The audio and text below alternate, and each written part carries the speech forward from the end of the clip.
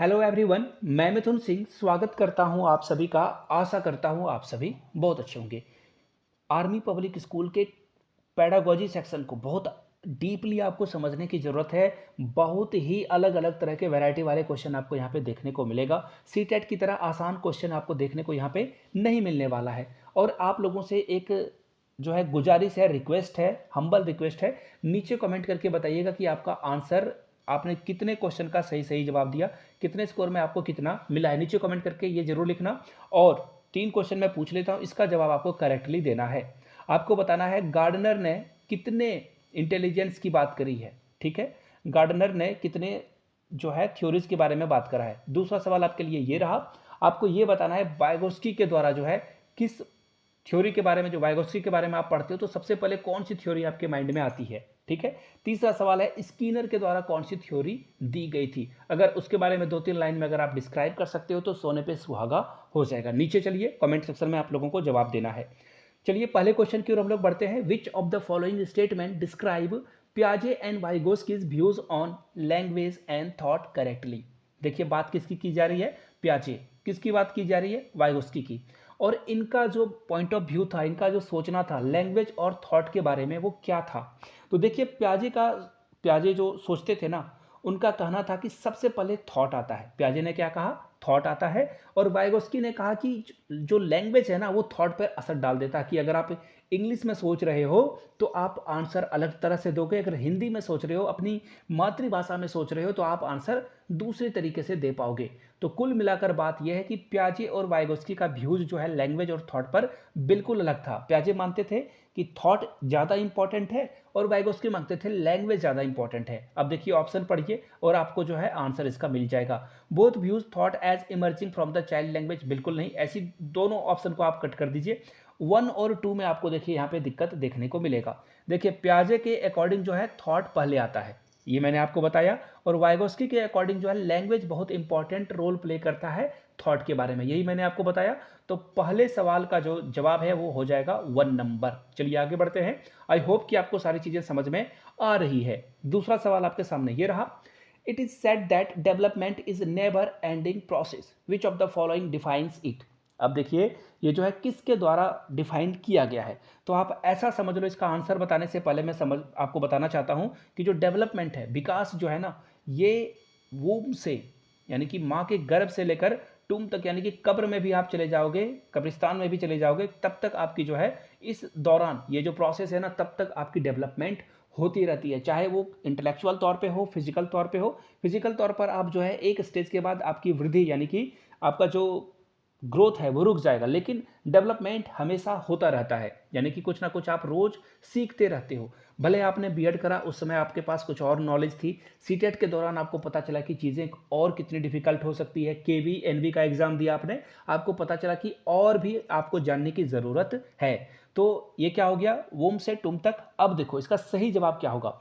इसका सही जवाब होगा कॉन्टिन्यूटी, यानी कि प्रिंसिपल ऑफ कॉन्टिन्यूटी। जब तक आप जिंदा हो तब तक आपकी डेवलपमेंट, लर्निंग जो है वो इंडलेसली चलता रहेगा। तो 2 का सही जवाब क्या हो जाएगा, 3rd नंबर। चलिए आगे बढ़ते हैं। आगे बढ़े उससे पहले ना आप लोगों से एक जरूरी सूचना जो है शेयर करनी है। जो लोग भी आर्मी पब्लिक स्कूल की तैयारी करना चाहते हैं और एक सीट अपनी कंफर्म करना चाहते हैं, 699 में आप मेरे हैंड रिटन नोट्स एक्वायर कर सकते हो, पहली बात। दूसरी बात, एक्वायर करने के लिए क्या करना होगा, ईमेल आईडी से आपको एक मेल लिखना होगा, yourmithunsingh@gmail.com पे मेल कर लीजिए, या फिर कमेंट सेक्शन में अपना ईमेल दे दीजिए, मैं आपको कांटेक्ट कर लूँगा। 699 में आपको मेरे hand written notes plus previous year question paper provide कर दिया जाएगा। क्लियर हो गई बातें। ये तो हुई आर्मी स्कूल की तैयारी के बारे में। अगर आपने खुद से अपना हैंड रिटन नोट्स तैयार किया है या तैयारी कर रखी है तो नोट्स लेने की ज़रूरत नहीं है। अगर आपने तैयारी नहीं करी है तो आप हैंड रिटन नोट्स ले सकते हो। यहाँ से मेरी ईमेल आईडी देख लो, yourmithunsingh@gmail.com पे मेल कर लीजिए। इंस्टा पे हो then do follow me @imithunsingh। चलिए तीसरे सवाल की ओर बढ़ते हैं। Question number 3, a teacher makes use of a variety of task to cater to the different learning style of her learners, she is influenced by. एक टीचर है, देखिए ये अलग अलग तरीके से अलग अलग टास्क देकर बच्चों को कुछ सिखाने की कोशिश कर रही है। अपने लर्नर्स को ये अलग अलग तरीके से एक ही चीज़ को अलग अलग तरीके से करके सिखा रही है।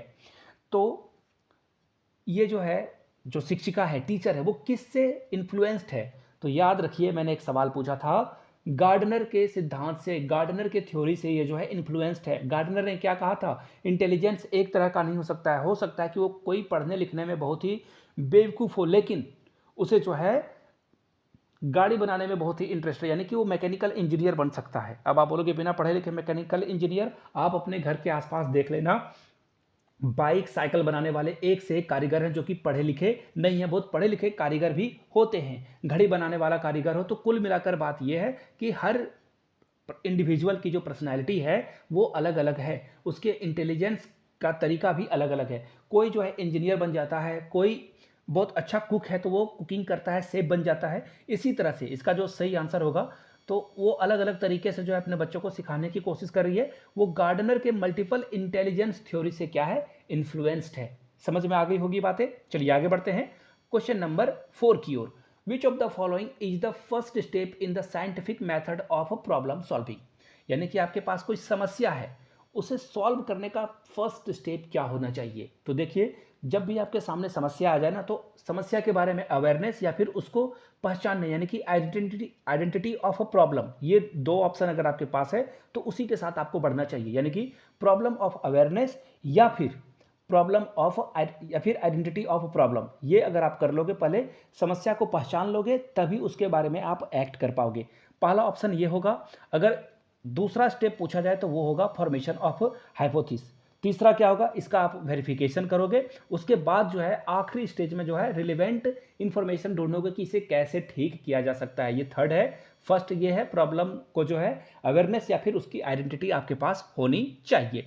चलिए क्वेश्चन नंबर 5 की ओर बढ़ेंगे। Maintenance is the scientific stage of a learning which is antecedent to stage of learning. आपसे देखिए ये सवाल पूछ लिया गया है, इसका क्या मतलब है। देखिए इसका मतलब ये है, आपको ये बताना है कि सबसे पहले जब आप किसी भी तरह से जो स्टेज ऑफ लर्निंग है वो सबसे पहले क्या होती है। तो देखो, सबसे पहले जो स्टेज ऑफ लर्निंग आएगी वो आएगी एक्विजिशन। सबसे पहले क्या आएगा, एक्विजिशन। उसके बाद आएगी फ्लुएंसी, उसके बाद आएगा मेंटेनेंस। उसके बाद देखो, मेंटेनेंस के बाद पूछा गया है क्या आएगा, तो मेंटेनेंस के बाद आएगा जनरलाइजेशन, यानी कि आप चीज़ों को जनरलाइज कर पाओगे। एक्विजिशन मतलब आप किसी चीज़ को पहले सीखोगे, उसके बाद क्या करोगे आप, उसके बाद उस काम को, टास्क को बार बार करोगे तो आपके अंदर फ्लुएंसी आएगी, उस काम को करने में आप पारंगत हो जाओगे। उसके बाद टाइम टू टाइम उसे मेंटेनेंस करना होगा, पढ़ते रहना होगा, अदरवाइज आप इसे भूल जाओगे। ठीक है। इसके बाद क्या जाएगा, जनरलाइज। देखो, आप बाइक अगर 2 4 5 साल से चला रहे हो तो आपको गियर बदलने के लिए सोचना नहीं पड़ेगा। स्कूटी में जो है आप कब स्पीड कर लेते हो, कब धीरे कर लेते हो, वो आपका सबकॉन्शियस माइंड धीरे धीरे ये कर लेता है, यानी कि प्रॉब्लम को जनरलाइज कर लेता है। तो सी यानी कि थर्ड इसका राइट आंसर होगा। नेक्स्ट क्वेश्चन की ओर हम लोग बढ़ेंगे। विच of the following is not one of the primary task of a teacher for effective student learning, यानी कि टीचर का जो टास्क है, प्राइमरी टास्क है, वो क्या नहीं है बच्चों को पढ़ाने के लिए। देखिए नोट यहाँ पे बोल दिया गया है। इसका मतलब ये है, यहाँ से अगर आप चारों ऑप्शंस को पढ़ोगे तो आपको पता चलेगा इसका सही जवाब क्या होगा। यहाँ से देखो, आप सबसे पहले आपको क्या पता करना है, यहाँ से देखो, मैं वेट ए मिनट आपको बता दूँ। वेट वेट वेट, कौन सा ऑप्शन है, ये देखो, ये रहा ऑप्शन नंबर 2। अब ये ऑप्शन नंबर 2 क्यों है, देखो यहाँ पे डायडेक्टिक मतलब क्या होता है, किसी को इंस्ट्रक्शन देना। बच्चे को जो है आप किसी तरह से इंफॉर्मेशन देकर नहीं सिखा सकते हो। बच्चों को आपको जो है प्रेरित करना है, मोटिवेट करना है, ताकि वो खुद से चीज़ों को सीख पाए। आपका काम है बच्चों को क्या करना, एक फैसिलिटेटर की तरह आपको जो है पेश आना चाहिए, ताकि बच्चा खुद से सीखे और आगे बढ़े। याद रखिएगा, बच्चों को लेक्चर मेथड से नहीं सिखाना है या फिर डायरेक्ट इंस्ट्रक्शन देकर नहीं सिखाना कि ऐसे ऐसे हो जाएगा। बच्चे के अंदर क्यूरोसिटी आपको जगाने का काम करना है। आप टीचर नहीं हो, आप फैसिलिटेटर हो। ये बात को याद रखिए, एनसीएफ में ये बातें कही गई है। आई रिपीट, एनसीएफ में ये बातें कही गई है। चलिए आगे बढ़ेंगे। The cognitive ability that comes in a pre operational period is, pre operational period के बारे में सबसे पहले आप जान लो, ये होता कब से कब तक है। तो देखिए 2 से 7 साल तक के पीरियड को आप बोलते हो प्री ऑपरेशनल। ठीक है, 2 से 7 साल। कभी कभी यही ऑब्जेक्टिव क्वेश्चन पूछ लिया जाता है कि प्री ऑपरेशनल पीरियड कितने से कितने साल का होता है। तो याद रखिएगा 2 से 7 साल के बच्चे में प्री ऑपरेशनल पीरियड होगा। और इस दौरान बच्चा क्या होगा, ईगो सेंट्रिक होगा, सिर्फ अपने बारे में सोचता है बच्चा। अगर उसे चॉकलेट मिल जाए, कैंडी मिल जाए, टॉफ़ी मिल जाए, वॉटेवर बिस्किट मिल जाए, वो सबसे पहले फट से अपने मुंह में डाल लेगा, खाने की कोशिश वो करेगा। तो वो क्या है, ईगो सेंट्रिक, अपने अनुसार ही वो पूरे दुनिया को देखता है, यानी कि सबसे पहले वो खुद को ही अपने आप को दुनिया समझता है, यानी कि वो क्या है, ईगो सेंट्रिक है। लेकिन 2 से 7 साल के अंदर उसके अंदर इतनी बातें डेवलपमेंट समझ में आ जाती है कि जो चीज़ें फिजिकली एग्जिस्टेंस यानी कि फिजिकली अब्सेंट है, इसका मतलब ये नहीं है कि वो है नहीं। जैसे कि अगर आपने मोबाइल छुपा दिया और बोलोगे मोबाइल तो खो गया चला गया है अब नहीं आएगा, लेकिन उसे पता है कि मोबाइल क्या हुआ है, आपने उसे कहीं छिपा दिया है, भले सामने में नहीं है लेकिन वो क्या है, एग्जिस्टेंस करता है। ये 2 बातें हो गई। अब देखिए आखिरी बात, यहाँ पे देखो गोल ओरिएंटेड बिहेवियर वो करता है। इसका मतलब क्या हुआ, गोल ओरिएंटेड बिहेवियर का मतलब इस दौरान जो है वो सिर्फ और सिर्फ अगर उसे कैंडी चाहिए तो वो क्या करेगा, रोने धोने लगेगा। अगर उससे भी नहीं मिलता है तो वो चीज़ों को फेंकने लगेगा। देखना आपने भी ऐसी चीज़ें, ऐसी वाहियात हरकतें करी होगी, हर बच्चे करते हैं। तो प्री ऑपरेशनल स्टेज में उसे जो चाहिए उसी तरह की बिहेवियर वो करता है। आई होप कि सारी बातें आपको समझ में आ गई होगी। Who said this statement? Children actively construct their understanding of the world, यानी कि बच्चा जो है एक्टिवेट होकर अंडरस्टैंडिंग यानी कि दुनिया की जो चीज़ें हैं वो खुद से जो है कंस्ट्रक्ट करता है, वर्ल्ड के बारे में धीरे धीरे वो जानने की कोशिश करता है। ये स्टेटमेंट किसका है, जीन पियाजे का, स्किनर का, पावलव का या कोहलबर्ग का? तो देखिए मैंने आपको पहला क्वेश्चन जब पढ़ाया था उस समय आपको बताया था कि बच्चा जो है सबसे पहले थॉट लाता है। क्या लाता है? पियाजे के अकॉर्डिंग बच्चा जो है थॉट लाता है और थॉट्स के माध्यम से ही वो सीखता है। तो सही जवाब आपका है ऑप्शन नंबर ए। आगे बढ़ेंगे। विच of the following psychologist propounded successful intelligence? किसने सक्सेसफुल इंटेलिजेंस की बात करी है? देखो सक्सेसफुल इंटेलिजेंस का मतलब क्या हुआ कि बच्चा जो है कैपेसिटी उसकी हो जानी चाहिए, किसकी, लर्निंग की कैपेसिटी हो जानी चाहिए, तो वो बच्चा क्या है, सक्सेसफुल इंटेलिजेंस है। या फिर वो अंडरस्टैंडिंग कर पा रहा है चीज़ों को, ये भी सक्सेसफुल का एक, मैं फुल नहीं लिख रहा हूँ, अंडरस्टैंडिंग को ऐसे ही समझ लेना आप। वो लॉजिक की बातें करने लगता हो तो वो सक्सेसफुल इंटेलिजेंस है। वो सेल्फ अवेयरनेस है, प्रॉब्लम सॉल्विंग कर रहा है तो सक्सेसफुल इंटेलिजेंस है। ये तो हो गई बात सक्सेसफुल इंटेलिजेंस की। लेकिन क्वेश्चन क्या पूछा गया, किस साइकोलॉजिस्ट ने ये बातें कही है? इतने से तो काम चलेगा नहीं, तो रॉबर्ट स्टैनबर्ग ने ये बातें कही है। ऑप्शन 4 आपका सही जवाब होगा। चलिए आगे बढ़ते हैं अगले सवाल की ओर। नेक्स्ट क्वेश्चन आपके सामने ये रहा, the G factor is related to. देखिए जी फैक्टर जो है किससे रिलेटेड है? तो जी फैक्टर की जब भी बात की जाएगी याद रखिएगा ये इंटेलिजेंस से जो है रिलेटेड है। ये तो हो गई पहली बात। किसने इसका खोज की थी या फिर इसके बारे में किसने थ्योरी जो है प्रेजेंट करी थी? तो याद रखिएगा उनका नाम है चार्ल्स, क्या नाम है, चार्ल्स स्पीयरमैन। और ये बहुत बार क्वेश्चन आ चुका है और रीट में भी ये क्वेश्चन पूछा जा चुका था। तो चार्ल्स स्पीयरमैन इसका सही जवाब है। चार्ल्स स्पीयरमैन के द्वारा जो है जी फैक्टर थ्योरी रखी गई थी। आगे बढ़ते हैं। द नेशनल लिटरेसी मिशन ये कब किया गया था? तो देखो आप, नेशनल लिटरेसी मिशन जो है प्रौढ़ यानी कि एडल्ट लोगों को जो है 18 से अधिक जिनकी उम्र हो चुकी है और 60 के नीचे वाले एज जो है जिनको पढ़ना लिखना नहीं आता है उनको लिटरेट करने की बात की गई थी। किसके द्वारा?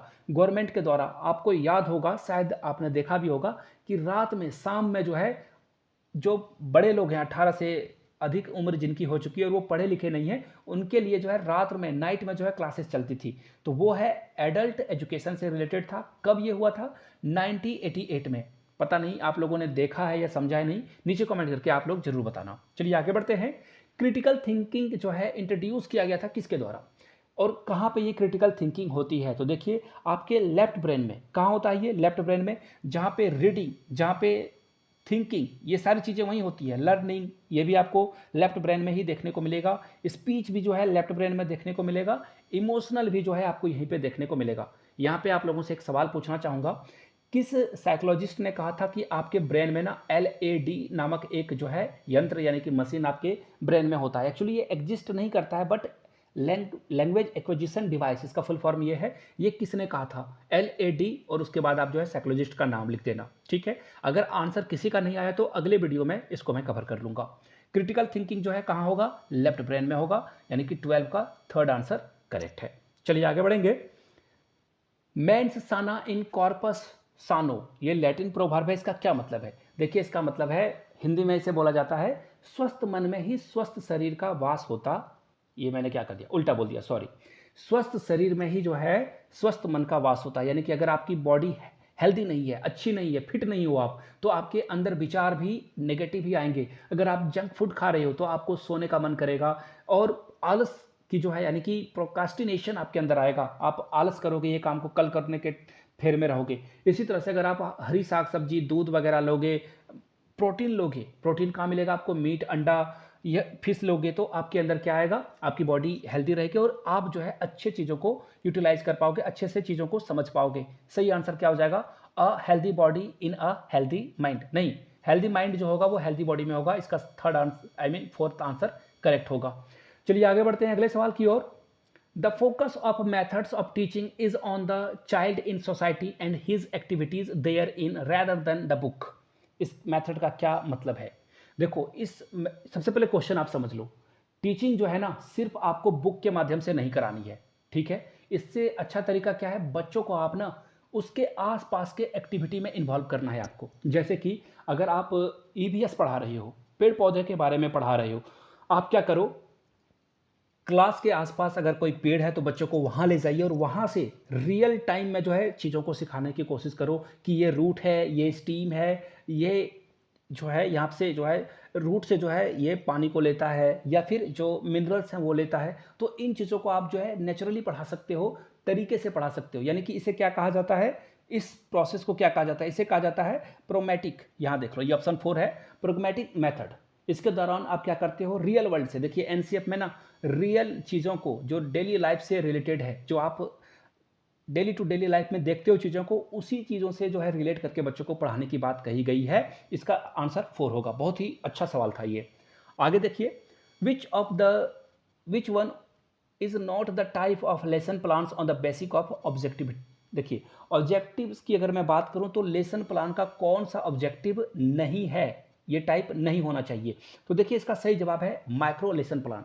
माइक्रो लेसन प्लान में आप क्या करते हो, देखिए अगर आपको ऑनलाइन पढ़ाना है, यानी कि आप क्या करते हो, लेसन प्लान में ये टूल्स की तरह काम आएगा। सपोज कर लो कि कोई आपने ऑडियो या फिर वीडियो से माध्यम से अगर आप पढ़ा रहे हो, फेस टू फेस पढ़ा रहे हो या ऑनलाइन पढ़ा रहे हो, ऑनलाइन टीचिंग करा रहे हो, वहाँ पे काम में आएगा। तो लेसन प्लान में जो है आप इसको मेंशन कंप्लीटली नहीं कर सकते हो, पढ़ाने का तरीका आप जो है लेसन प्लान में करते हो, और ये आपका क्या है, टूल्स है। ये क्या है, आपका टूल्स है।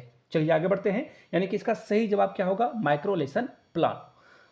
अगले क्वेश्चन की ओर हम लोग पढ़ेंगे, विच of the following motivation is a considered primary motive. देखिए प्राइमरी मोटिव क्या होता है, तो आपको याद रखना चाहिए। देखो ये जो है मैस्लो के द्वारा दिया गया सिद्धांत है और इससे क्वेश्चन तो आएगा ही आएगा। मैस्लो ने ना एक हायरार्की बताया था कि सबसे पहले जो है, देखो मैं हायरार्की बना देता हूँ। हायरार्की यानी कि एक ऐसा समझ लो कि ये सब सारी चीज़ें पूर्ति होती जाती है तो चीज़ें आगे बढ़ता है। देखो जैसे एक बात बोली जाती है ना कि बच्चों को अगर आप पेट भर के खाना खिला दो तो वो फिर सोने के लिए जो है रोएगा।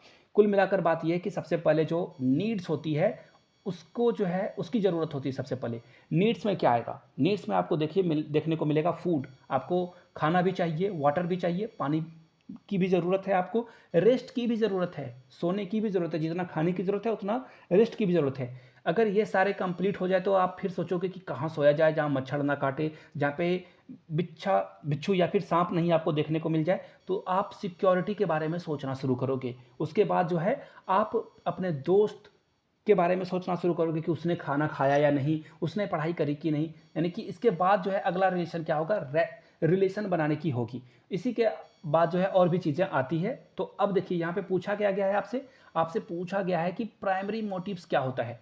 और मैंने आपको प्राइमरी मोटिव के बारे में क्या बताया कि पहले फूड आता है, फिर जो है आगे चीज़ें आती जाती है। तो ये क्या है, साइकोलॉजिकल मोटिव्स होता है। ये क्या होता है, साइकोलॉजिकल मोटिव होता है। याद रखिएगा, बहुत ही इंपॉर्टेंट सवाल है। आखिरी में फिर से आप लोगों को दोहरा दूं, 699 में आप मेरे हैंड रिटन नोट्स एक्वायर कर सकते हो। yourmithunsingh@gmail.com पे आप मुझे मेल कर सकते हो। इंस्टा पे हो then do follow me @imithunsingh। Video को यहाँ तक देखने के लिए आप सभी का बहुत बहुत शुक्रिया। ज़्यादा से ज़्यादा वीडियो को शेयर करें, लाइक करें और अपने दोस्तों तक आपको पहुँचाना है, वीडियो को साझा करना है, शेयर करना है। Thank you so much. यहाँ तक वीडियो अगर आपने देखी है तो जय हिंद एक बार नीचे कमेंट सेक्शन में जरूर लिखिएगा। Thank you so much.